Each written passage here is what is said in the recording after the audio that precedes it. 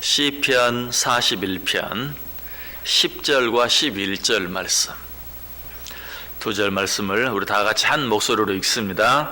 그러하오나 주 여호와여 내게 은혜를 베푸시고 나를 일으키사 내가 그들에게 보응하게 하소서. 이로써 내 원수가 나를 이기지 못하오니 주께서 나를 기뻐하시는 줄을 내가 알았나이다. 아멘.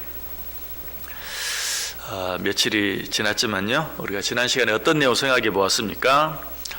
다윗이 자기가 당하는 수많은 어려움들, 5절과 9절에 보면 그 어려움들이 어떤 어려움들인지 잘 나타나 있죠. 자기가 당하는 그 수많은 어려움들을 이야기한 후에 그런 어려움들이 있음에도 불구하고 오늘 본문 맨 앞에 있는 것처럼 어떻게? 그러하오나, 나에게는 이처럼 수많은 어려움이 있지만, 그러하오나, 나는 이 어려움들로 인하여 너무 힘들고 어렵지만, 그러하오나, 우리가 이 말씀 지난 시간에 생각해 보았어요. 우리 그리스도인의 삶은 항상 이래야 한다. 우리의 삶은 항상 어려움이 있어요. 이 세상에서 육체를 가지고 살아가면서 어려움이 없는 시간, 어려움이 없는 순간, 어려움이 없는 사람은 한 사람도 없다. 그러나 그때마다 어떻게? 그러하오나, 비록 힘들고 어렵지만, 내 힘으로는 해결할 수 없는 수많은 문제들이 있지만, 그러하오나, 이것이 진정한 그리스도인의 삶의 모습이다. 시인은 이처럼 그 어려운 일들 가운데서도 그러하오나 라고 고백한 후에 곧바로 어떻게 하고 있어요? 하나님께 기도하고 있죠. 모든 어려움이 있지만 우리가 그러하오나 라고 말할 수 있는 이유는, 우리는 그 모든 어려움을 아뢰일 수 있는, 기도로 아뢰일 수 있는 하나님이 있기 때문이에요. 기도로 아뢰면 그 기도를 들으시고 응답해 주시는 하나님이 있기 때문에 우리는 어떤 일 앞에서도 그러하오나 라고 말할 수 있어요. 그러므로 그러하오나 라고 말한 후에는 누구를 향해서? 하나님을 향해서 기도할 수 있어야 돼요. 지금 시인도 그렇게 하고 있어요. 자, 그런데 시인이 하나님께 드린 그 기도의 첫 번째 내용은 무엇입니까? 10절 보세요. 그러하오나 주 여호와여 내게 은혜를 베푸소서. 시인은 그 엄청난 시련과 고난 앞에서도 어리석게 하나님을 향해 원망하거나 불평하거나 혹은 실망하거나 낙심하지 아니하고 그러하오나 라고 말한 후에 하나님께 뭘 구하고 있어요? 하나님의 은혜를 구하고 있어요. 여호와여 내게 은혜를 베푸소서. 이런 시인의 기도는 이미 그가 그 어려움을 말하기 전에 4절에도 보면 그런 기도가 나타나 있는 것을 보게 되죠. 내가 말하기를 여호와여 내게 은혜를 베푸소서. 그래서 시인은 지금 자기가 당하는 5절에서 9절까지 나타나 있는 그 수많은 어려움을 하나님 앞에 아뢰면서 먼저 그 전에 4절에 여호와여 내게 은혜를 베푸소서, 그리고 그 어려움을 말한 직후에 오늘 본문 10절에서 여호와여 내게 은혜를 베푸소서. 왜 그렇게 했겠어요? 오직 나는 하나님의 은혜가 필요합니다. 하나님의 은혜가 아니면 나는 이 세상을 잠깐도 살 수 없습니다. 하나님의 은혜가 없으면 나는 이 많은 어려움 가운데서 그 어떤 한 가지 어려움도 이겨낼 수 없습니다. 견딜 수 없습니다. 그런 자기의 심정, 그런 자기의 믿음을 나타내기 위해서 그 수많은 어려운 내용 앞에 뒤에 주여 여호와여 내게 은혜를 베푸소서 라고 기도하고 있어요. 다윗은 한 나라의 왕이었어요. 그럼에도 불구하고 자기에게 어려움이 있을 때 왕으로서의 어떤 자기의 힘이나 나라의 어떤 힘을 의지하고 있는 것이 아니라 오직 무엇을 의지하고 있어요? 하나님의 은혜를 의지하고 있는 것을 보게 돼요. 왜 그랬겠어요? 다윗은 힘이 있는 사람이었어요. 한 나라의 왕이었어요. 그럼에도 불구하고 이 세상에 제 아무리 강한 힘을 가지고 있는 자라 할지라도 하나님께서 은혜를 베풀어 주시지 아니하시면 아무것도 할 수 없다는 사실을 다윗은 확실히 믿었기 때문에 자기가 당하는 그 수많은 어려움 가운데서 왕으로서의 어떤 힘을 발휘해 보려고 한 것도 아니고 한 나라의 어떤 힘을 의지하려고 하지도 않고 오직 여호와여 내게 은혜를 베푸소서, 하나님의 은혜만을 구하고 있는 것을 보게 돼요. 이 세상을 살고 있는 우리들에게 정말 필요한 것은 첫째도 하나님의 은혜, 둘째도 하나님의 은혜, 셋째도 하나님의 은혜, 오직 은혜밖에 없어요. 여러분 이 하루도 이 사실을 믿고 살아갈 수 있기를 바랍니다. 하나님의 은혜가 아니면 우리는 아무것도 할 수 없어요. 하나님께서 우리에게 은혜를 베풀어 주시면 인간의 힘으로는 도무지 움직일 수 없는 큰 산을 바다에 빠뜨리게 할 수도 있지만 하나님의 은혜 베푸실지 아니하시면 정말 먼지만한 개미 새끼 한 마리도 우리 힘으로는 어떻게 할 수 없어요. 이것을 인정하며 살아야 돼요. 우리는 이 사실을 인정하고 이 사실을 확인하고 하나님의 은혜를 또 한 번 구하기 위해서 한날의 첫 시간에 이 자리에 나와 있는 것이, 이 시간에 우리가 아무리 하나님 앞에 나와서 기도하고 찬송하고 하나님의 말씀을 듣는다 할지라도 성전 문을 열고 나서는 순간부터는 내 힘 의지하고 내 지혜 의지하고 내 경험 의지하고 지금까지 내가 살아온 내 삶의 방식 의지하고 또 세상에 있는 많은 사람들이 살아가는 그런 방식들 의지하며 살아간다면 이 시간은 아무 의미가 없어요. 이 시간은 이 하루도 나는 하나님의 은혜가 필요합니다. 이 하루 하나님의 은혜가 없으면 나는 아무것도 할 수 없습니다 하는 것을 고백하고 인정하고, 그리고 나서 어떻게 하나님의 은혜를 구하기 위해서 이 자리에 나와 있는 것이, 하나님의 은혜가 아니면 아무것도 할 수 없어요. 이 사실을 가장 잘 알았던 한 사람을 또 한 사람 추천한다면 바울을 말할 수 있죠. 바울은 그래서 뭐라고 고백합니까? 고린도전서 15장 10절에서 내가 나 된 것은 하나님의 은혜로 된 것이니 내게 주신 그의 은혜가 헛되지 아니하여 내가 모든 사도보다 더 많이 수고하였으나 내가 한 것이 아니요 오직 나와 함께 하신 하나님의 은혜로다. 내가 나 된 것 하나님의 은혜다. 내가 한 모든 것도 하나님의 은혜다.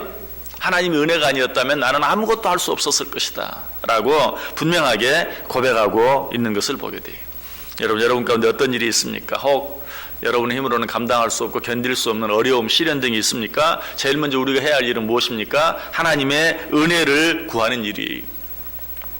마치 어떤 사람이 몸을 다쳐서 피가 절절 흐립니다. 또 생명의 위협을 느낍니다. 그때 그가 가장 먼저 해야 할 일은 무엇이? 가장 빨리 병원으로 달려가서 의사의 도움을 구하는 일이에요.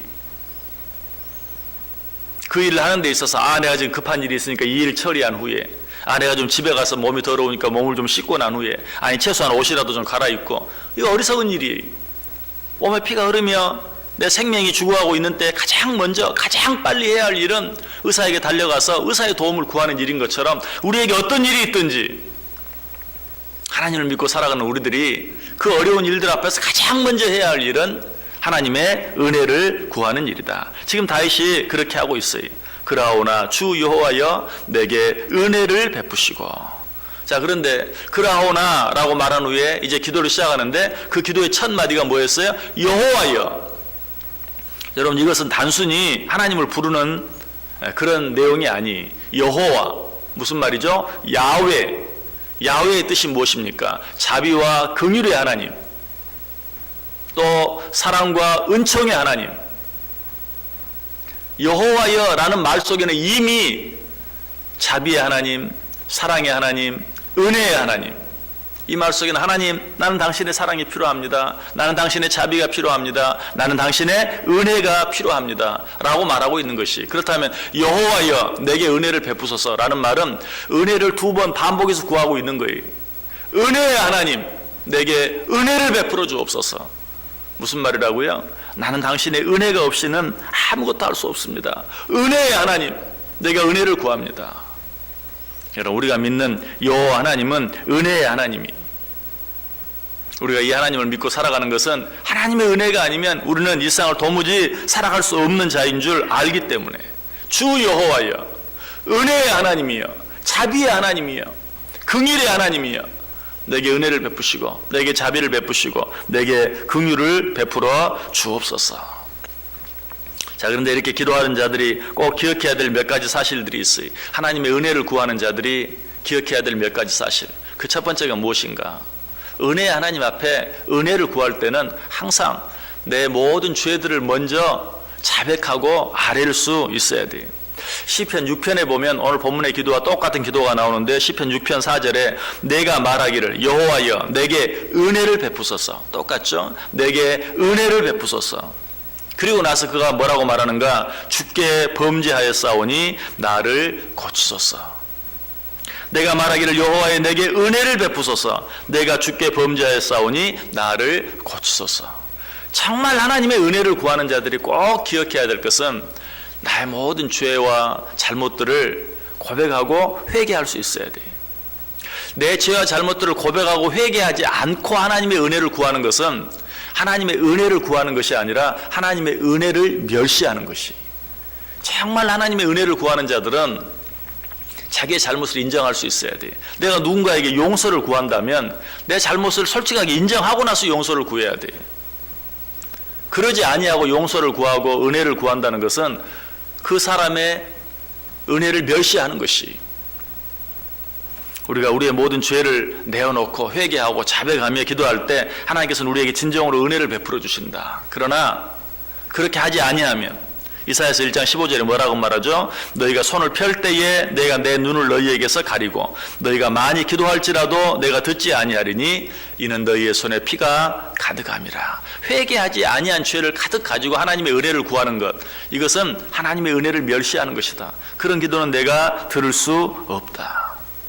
그리고 하나님의 은혜를 구하는 자들이 또 한 가지 기억해야 될 중요한 사실은 무엇입니까? 내 모든 사정을 솔직하게 있는 그대로 사실대로 아뢰를 수 있어야 돼. 우리가 이미 생각한 5절부터 9절까지 있는 내용이 바로 다윗이 그런 마음으로 하나님께 기도하고 있다는 것을 알게 돼. 거기는 어떤 거짓도 어떤 꾸밈도 어떤 가식도 없어요.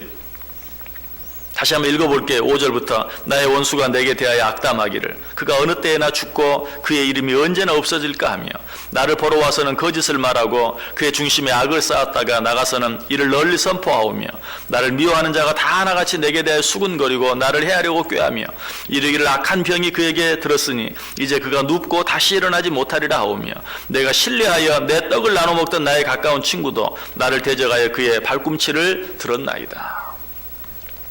하나님의 은혜를 믿는 자들은 자기의 모든 어려움을 솔직하게 이야기할 수 있어요. 거기에 어떤 꾸밈도 없어요. 가식도 필요 없어요. 그 일을 더 크게 만들 필요도 없고 아주 작은 일인 것처럼 가릴 필요도 없어요. 있는 그대로 내어놓는 것, 이것이 하나님의 은혜를 구하는 자들에게 정말 필요한 것이. 변호사들이 죄를 지은 사람들을 접견할 때 꼭 그렇게 말합니다. 사실대로 내게 말해야 합니다. 그래야 내가 당신을 도와줄 수 있습니다. 거기에 어떤 꾸밈이나 거짓말이 있어서는 안 됩니다. 나를 믿어야 합니다. 그리고 나서 이야기. 나는 당신을 도와주기 위해서 여기 온 사람입니다. 우리가 하나님 앞에 기도할 때 꼭 기억해야 돼요. 사실을 사실대로 솔직하게 꾸밈 없이 가식 없이 더 키우지도 말고 줄이지도 말고 있는 그대로 하나님께 아뢰는 게 필요해요. 이것이 하나님의 은혜를 믿는 자들의 태도고 하나님의 은혜를 구하는 자들이 반드시 기억해야 될 사실이. 그렇게 기도하면 하나님께서 우리에게 은혜를 베풀어 주세요. 말씀을 마칩니다. 하나님께서 또 우리에게 새 하루를 주셨습니다.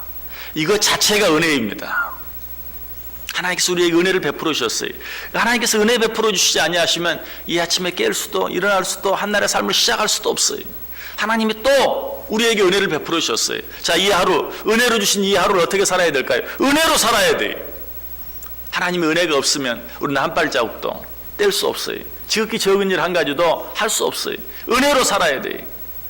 이 하루를 어떻게 마쳐야 될까요? 은혜로 마쳐야 돼요. 첫째도 은혜, 둘째도 은혜, 셋째도 은혜. 여호와여 내게 은혜를 베푸소서. 이 마음으로, 이 믿음으로, 이 기도로 오늘 하루 살아갈 때 은혜로, 하나님의 은혜로 승리할 수 있는 복된 하루 꼭 되시기를 주님의 이름으로 간절히 축원합니다.